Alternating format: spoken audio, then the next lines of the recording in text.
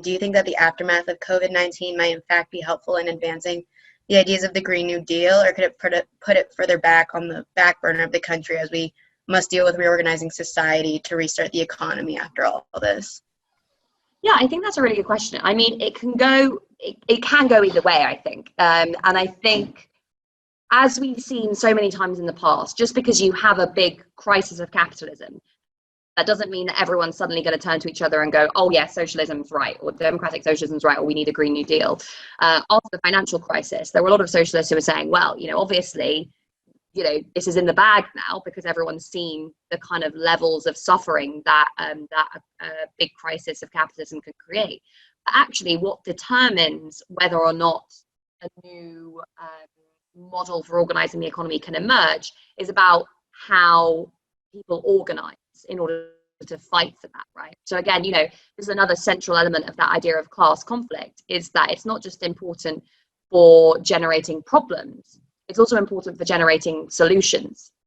So if working people can organize in order to demand things like a Green New Deal in the wake of a crisis like the one we're seeing at the moment, then yes, that crisis is going to encourage more people to want to get involved in campaigning, to vote for different political parties, to think about the economy in very, very different ways. And in that sense, it does potentially provide an avenue towards the Green New Deal. However, you have to remember that everyone else is going to be organizing as well. The right is going to be organizing as well. And they're going to be pushing their own narrative of this crisis, which says this is a crisis of globalization. If we want to stop this happening again, we need to shut down borders. We need to keep migrants and refugees out. As the climate crisis gets worse, more people are going to try and come in. So we need to push them back out, right?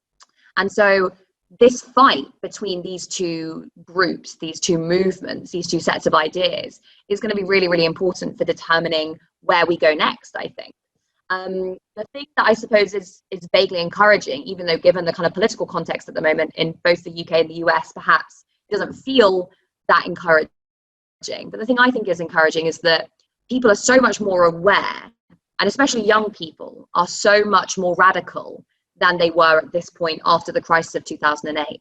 So I think when we go towards rebuilding in the wake of this crisis, after 10 years of stagnation, after two major, massive economic crises that have completely blown apart all the kind of myths of free market capitalism, I think young people especially are not going to just allow for a return to normal. I think we'll organize and push for a different kind of model, but that's not going to be easy and it's not going to come without a fight. So yeah, I just think it's about whether or not we can kind of get together and fight for this change.